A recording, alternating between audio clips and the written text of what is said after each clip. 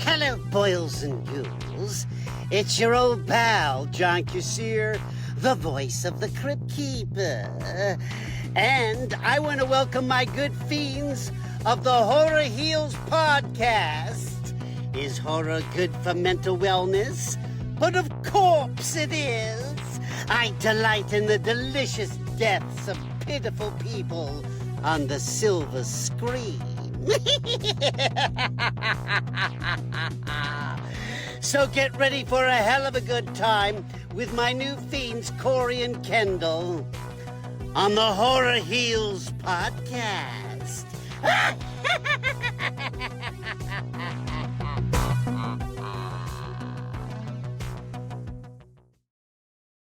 Hey, Horror Heliacs, it's Corey. Before we dive in, I want to share something important. Our guest today, the incredible Beatrice Boepple, the one and only Amanda Krueger from A Nightmare on Elm Street 5, recently had her day's earnings stolen at ScareFest. It was money she'd set aside for her son's college. And if that weren't bad enough, someone later tried to extort her, claiming to know who did it. Let me be clear, that thief and that extortionist are not what the horror community stands for. The real story is what happened next. Fans, staff, vendors, and fellow guests rallied around Beatrice and helped her recover almost every dollar she lost. That's the heart of this horror family. You're also going to hear Beatrice and me talk about our friend Mark Patton, the original Elm Street final guy from Part 2, who's facing some serious health challenges. If you want to show your support, please visit his GoFundMe in our show notes. And if you'd like to help Beatrice directly after this horrible ordeal, check out her online store for signed collectibles, also in the show notes. Now, let's get into our conversation with Beatrice Boepple, actor, empath, yoga teacher, and horror icon. We're getting into fear, healing, and how horror connects us all. Well, Beatrice, welcome to the Horror Heals podcast. Hello. So wonderful to have you. And it's great when we have past guests of the show kind of recommend future guests of the show. One of our early guests, she volunteers at a lot of horror conventions, Donna Jean, and I think she's worked with you before and just mentioned what a perfect addition you would be to the show, because unfortunately our paths have not crossed in person. Like, I go to a lot of horror conventions. I know you go to horror conventions, but we haven't been at the same one. However, I've seen through social media and things like that, just how important the fans are to you and how important you are to the fans. And that got me thinking like, oh, our whole theme of horror being good for our mental wellness. Well, yeah, clearly you're one of the people out there that's making that happen. Yeah. Well, for me, that the whole concept of mental health wellness through horror was, something that I really didn't understand or wouldn't have even connected until I started doing shows and getting to know fans and, hearing the stories and getting the letters and the emails and such. I've learned so much through the interaction with fans because, full disclosure, I was not a horror fan myself, which, I'm sure you've heard a lot of horror actors aren't really horror fans. And the main thing for me is because I'm very, I'm an empath and I feel like people feel. And as an actor, it's a good tool because I can really feel. But it means that when I'm watching a lot of violence and gore, I feel it in my body. It just grosses me out and I get nauseous and stuff. So I can't really watch gore. However, spooky things I've always loved because I lived in Japan as a little girl. Japanese ghost stories are some of the creepiest things. Oh, yeah. So I get the delight of that thrill. But gore itself, I just couldn't handle. I watched probably the first of every classic franchise, but beyond that, not so much.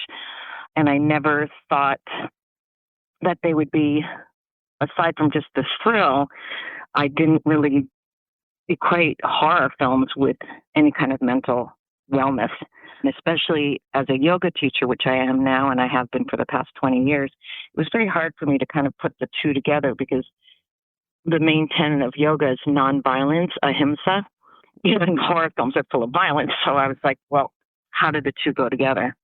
Right. But I certainly, have learned a whole lot from fans, and I on social media, I've often asked, what is it about it? Why did it mean so much to you? Because people would always be saying, oh, you were so much a part of my childhood. You have no idea, the influence your films had. And, for me, when I think about something influential in my childhood, I mean, no kidding, Sesame Street was really influential because, as I mentioned, I lived in Japan as a little girl from age 5 to age 9. So we had left the U.S. just when I would have been learning the alphabet. Back in the 60s, parents didn't teach kids the alphabet when they were babies. So I didn't even know the alphabet. When I came back at age 9, going into 4th grade, everyone's already writing cursive. I didn't even know the alphabet, so I had to really catch up to learn to read and write in English.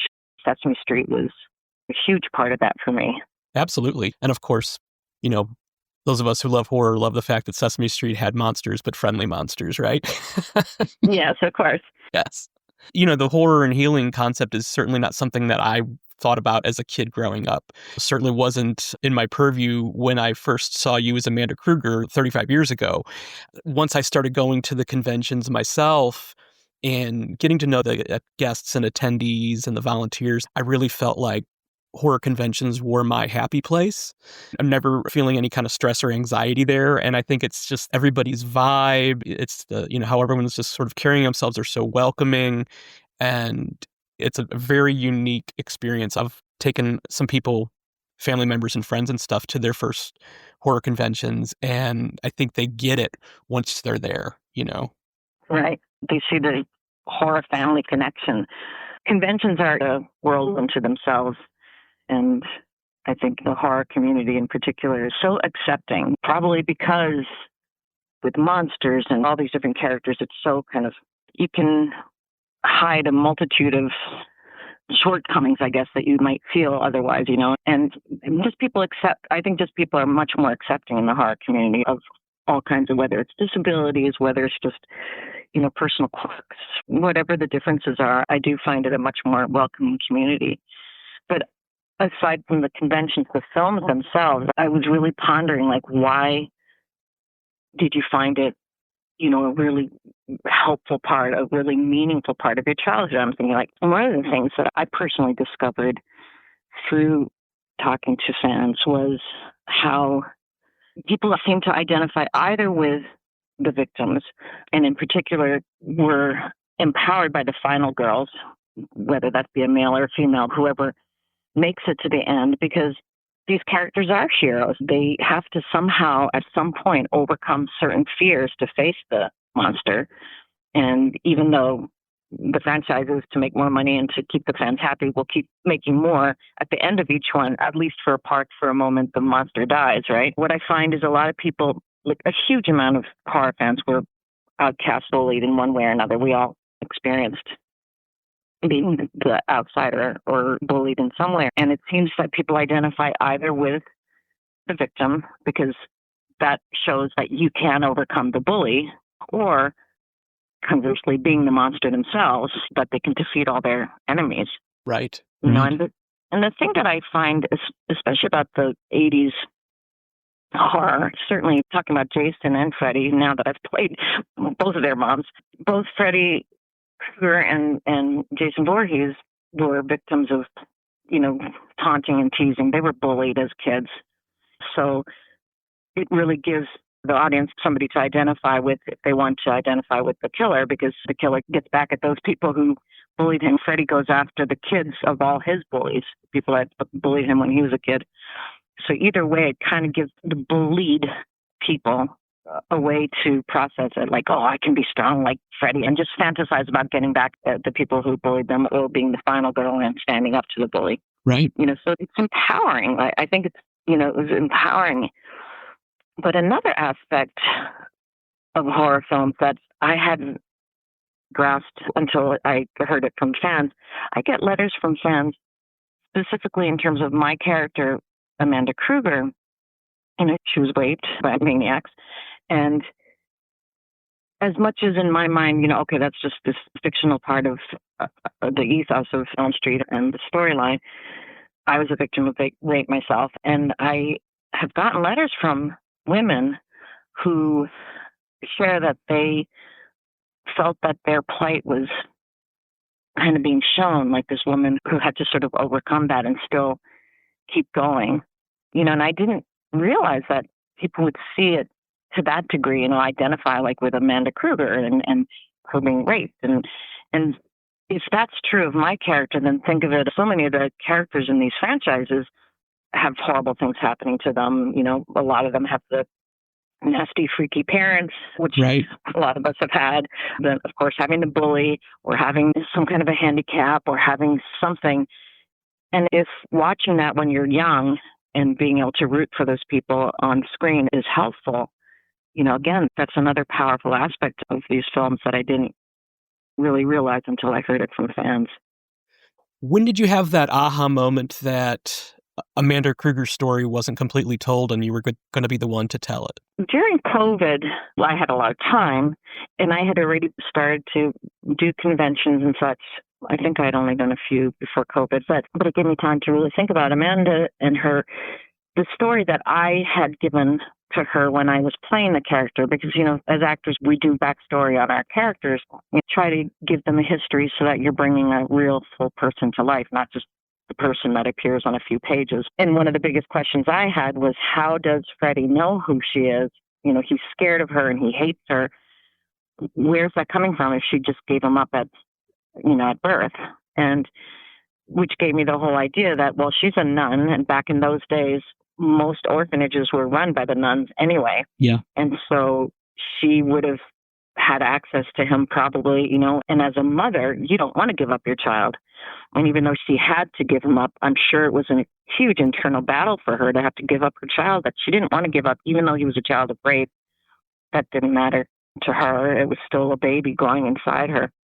Right. And so I imagine that they had, some connection during that time that he was in the orphanage before he got adopted by his creepy dad, and in the film, that also, you don't really get to see what made Alice Cooper's character beat the crap out of Freddie and why was Freddie enjoying it so much. And I really explored that. I'm assuming you're referring to my book. Yes. Yeah. So that's what I explore in the book. I explore, and those who are listening who don't know what book we're talking about, it's called The Krueger's Curse, A Nightmare Before Elm Street. And it basically is the story told through Amanda Krueger's voice. It's her character, recounting this. And so as the reader, you'll know a lot more than she knows, because she doesn't know that her son's a killer, and she doesn't know that these things are going to happen. And it follows the storyline that we learned through mostly Elm Street 5 and 6, how he came to be, and then how he ends up getting married and killing his wife in front of his daughter and all that kind of stuff. I pulled the stories out and fleshed them out. So so it's a story that really was meant for fans.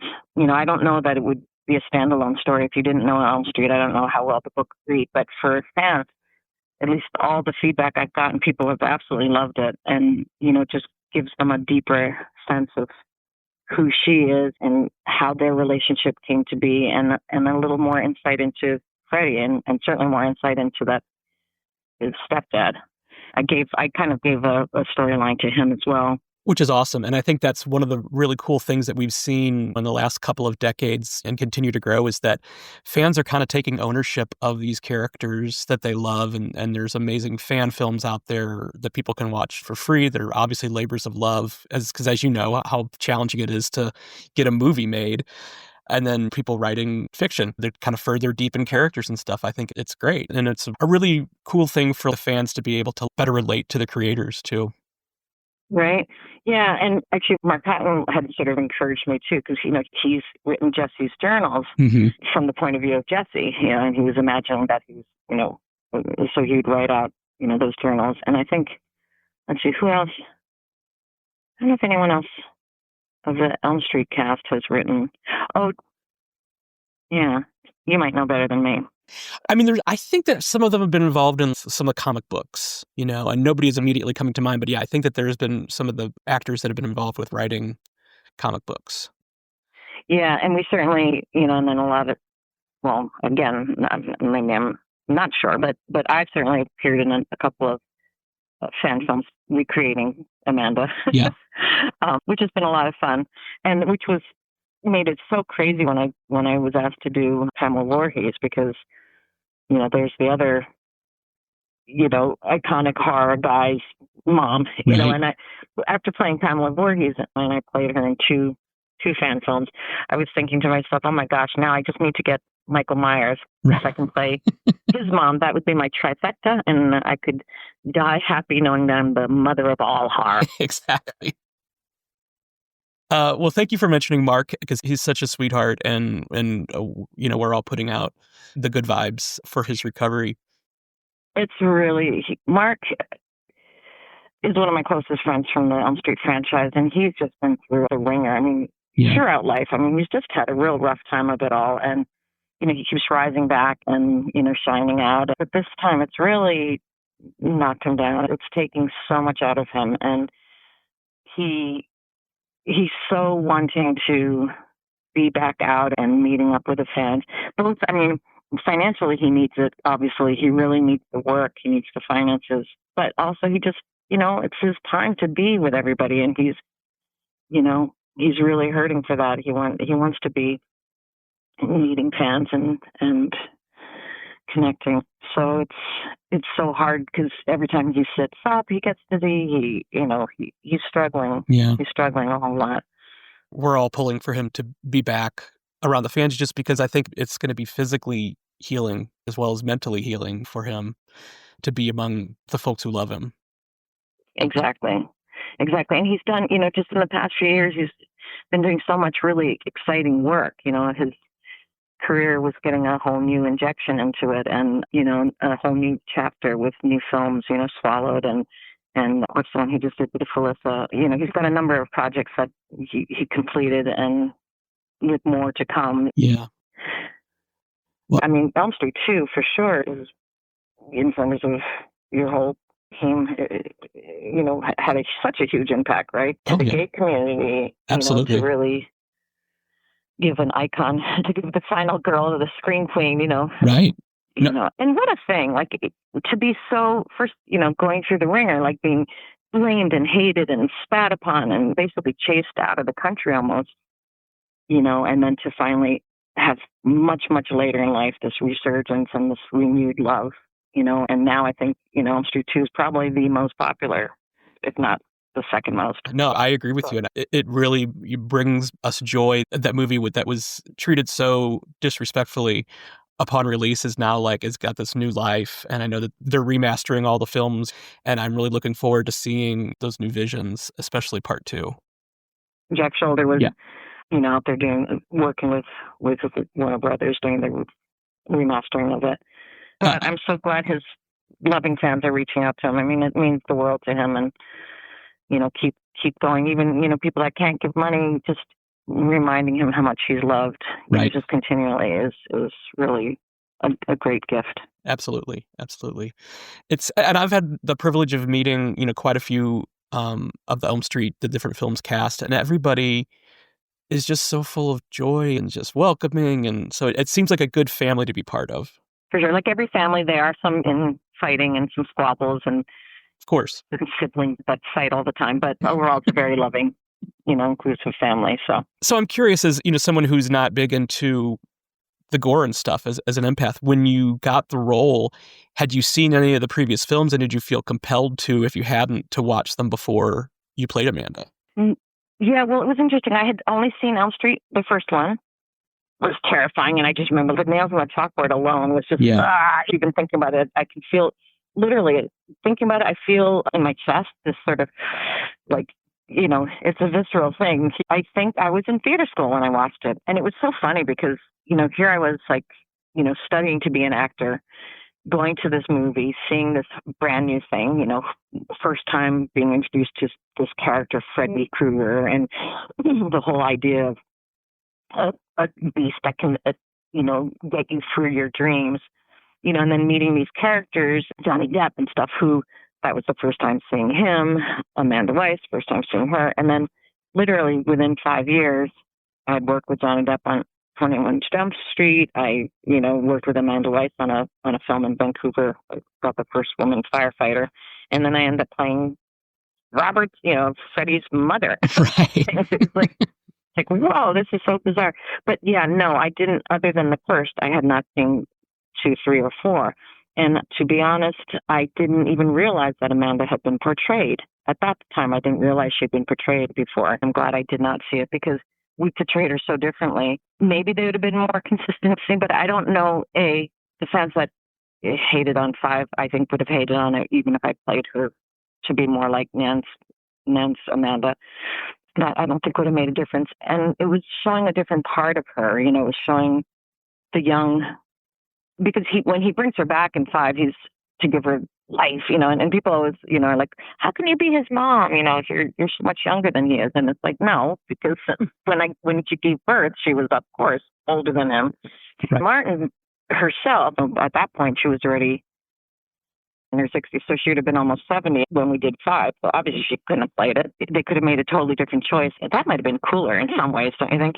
Like her giving birth. But I think the whole idea was, kind of pulling back to that time that she had given birth to him. That's right. Why she was young again. So she was the young mom giving birth. However, he still comes at people are like, why is he all burnt up? Because he's being reborn. This is now Freddy Krueger trying to come back through being born again. So he's coming back through as he's already now the burnt up Freddy. My favorite horror prop, I guess, is the baby Freddy. Yeah. Which I thought they just did such an amazing job. I love that little guy. Yeah. He's just his whole little face and, I'm wearing his earrings right now. I'm wearing little Freddy Krueger earrings. A friend of mine who cosplays Freddy Krueger all the time. Talking about that. Well, speaking of the earrings, it's really cool to see the gifts that the fans bring you. Can you talk a little bit, like, how did that get started, and what was your reaction when somebody brought you something the first time? Oh, I was so touched. Somebody had made like a little Freddy Krueger Elm Street house, the little street house, a little model of it, and he gave me that, and I was just like so moved and touched, and I put it in my office, and then it's funny because my office sort of evolved. Like what I do most of the time right now is a yoga teacher, so I have all this yoga, beautiful love, peace, om kind of stuff around my studio in my office. But as fans started giving me more art, paintings and pictures, the glove and Amanda's and baby Freddy's and carriages, just amazing stuff. I just started collecting it, and I sometimes do a podcast myself. John Henderson called DK and the B, DK for Doomsday's Crypt, and the B being me, Horror Buzz. And it's just a way to connect. For me, it's a way to be able to connect with fans, and we always try to give out a prize, and I've gotten to know a lot of people that way. But anyway, so what they see in the background, my office, it's become this whole wall of Amanda Krueger and Nightmare on Elm Street. It's honors the fans that gave me that art, and it's honoring Amanda Krueger. And, if anyone, when I die, if anyone's like really, if there's some horror museum that wants to have an Amanda Krueger corner next to their Freddy Krueger massive room, they can tap into my family and get that, because I'm sure I have more Amanda Krueger stuff than anyone on the planet. But have there been any times when the yoga world and the horror world have kind of meshed together for you? Well, yeah, back to ScareFest, they were the first, or the only show actually that had me also do a yoga class, which I'll be doing again at ScareFest this fall.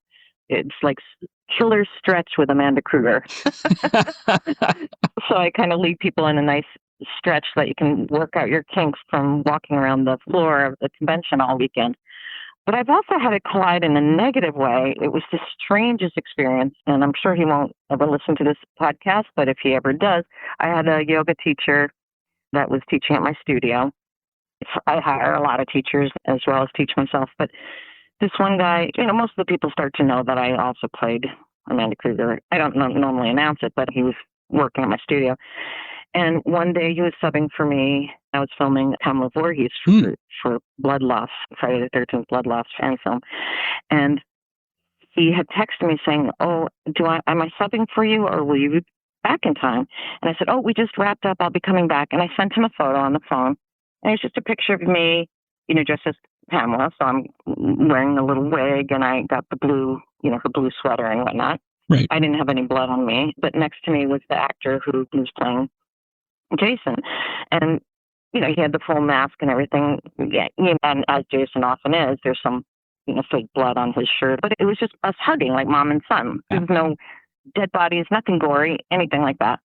Well, the reaction was so negative. The guy's like, "You're sending me something so vile again." Oh. And I was like, "Whoa, I'm sorry. Like, whatever, I'm sorry. No, I don't want to hear any of this toxic imagery." Like, okay, I'm sorry. And then so later on, I tried to call him because if he's working at my studio, I'm his employer. Yeah. I don't want him to be hating this other half of what I do. So I wanted to explain to him kind of what your show is about. Like there's actually a surprise, there's a healing side to it that actually, is a positive thing. It's not all just gore and violence. So I wanted to share that with him. I thought it'd be an interesting thing because it was new to me. So I call him and he won't answer. And I call again and I leave a message saying, "Please call me back. I want to explain something that I've learned as a yoga teacher about the horror film." And he texts back. He goes, "Don't call me again." I was like, "What?" So I texted again saying, "Excuse me, we work together. There's something I just want to explain to you." And then he sent me a message saying, "I quit. I can't work at such a toxic place." And like really had this huge reaction and ended up like really dissing me on put a review on Yelp. Yelp. Yeah. Couldn't believe it. Like this nasty thing. I've had the studio almost 20 years and there's all like 5 stars out of 5. He gives a 1 star. "Don't go to this place. It's toxic. The woman is a horror fan and talks about horror and like just this horrible thing." And I had to come to terms with like, there's something in him, right? Clearly that's triggered by this, and I don't know what it is, but it was so beyond scope of, and be flexible and to not want to hear somebody like I can't think of any situation in life where, unless it's been going on and on and on, and every time you talk to this person, it just goes nowhere and it becomes bitter and something like that. I could see maybe not wanting to.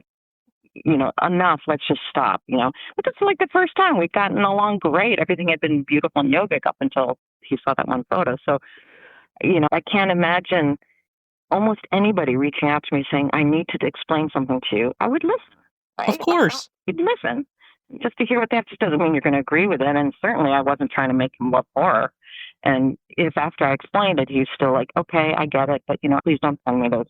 I just don't want to see a picture." Maybe he was really attacked by Jason. I don't know what his backstory is, but as you were telling that, I was thinking just how bizarre, like of all types of healers, a yoga practitioner, you just think of them as like open-minded people and like to not even give you the opportunity to explain something. It's not like Jason was holding your bloody head. Right. And that was the other thing too. If I had sent an image, even if it's acting, I get it. Like if it's a, gory, because like as I mentioned to you, I'm empathic and I feel things. And I remember just to sidestep a story on that. I was years ago, actually right after doing Elm Street, I was living in LA and I wanted to try my hand at writing, script writing. And I ended up getting a job offer to write a script about the Bhopal explosion in India, Union Carbide explosion, when a bunch of were were killed and whatever. And so I was researching it. I was working as a waitress at the time in the Marina Del Rey little clubhouse or something. And during my break, I'm reading this book on it. And I'm reading and my eyes start to water and my nose, I start sneezing and stuff. And I didn't even put 2 and 2 together, but as I was reading, it was describing what was happening. Like the gases were leaking, people's eyes were getting red and their throats were starting to hurt. One of the other waiters walks in and goes, "Holy shit, what's wrong with you?" I said, "What?" And he goes, "Look at your face." My whole face had swollen up. My eyes, everything puffed out and everything.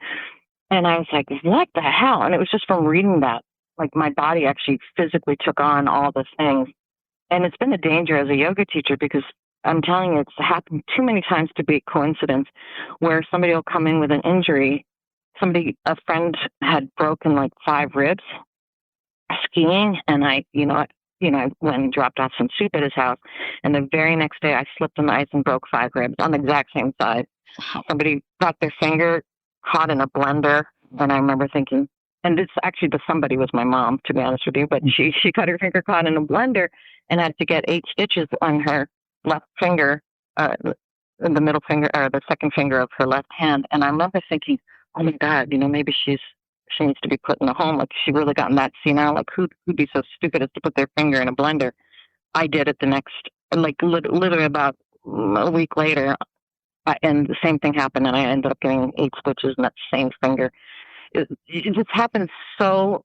They had a herniation. They ended up having to get surgery, and the exact same thing happened to me. The same L4, L5, L5, L1, the same joints. I have to get fused just after this guy. It's just freaky. That's why it's dangerous for me to watch horror films. Right. Well, we really appreciate you taking some time out of your schedule to speak with us. And so just one more question, and hopefully this isn't a tough one, but this is the one that we ask every guest at the end, and that is, who's your favorite final person, survivor, in a horror movie? I'd say Mark and Kim together. Yeah.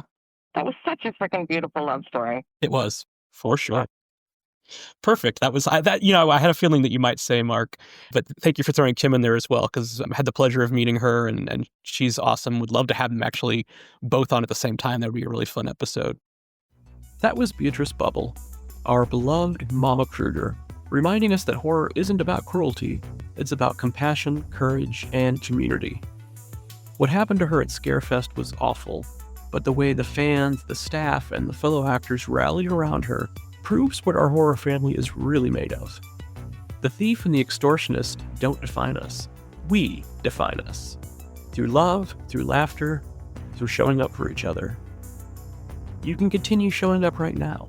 Please support our friend Mark Patton by donating to his medical fund. Again, link in the show notes.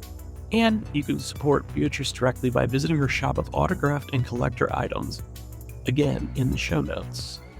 Because when someone asks you, is horror good for mental wellness? You tell them, of course it is.